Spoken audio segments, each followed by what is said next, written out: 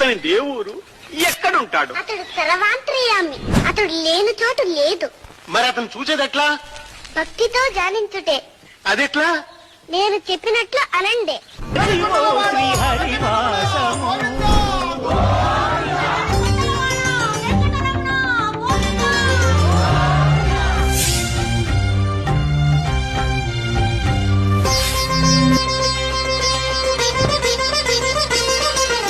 అతని దేవుడు ఎక్కడుంటాడు? అతడు సర్వాంతర్యామి. అతడు లేని చోటు లేదు. మరి అతను చూసేదెట్లా?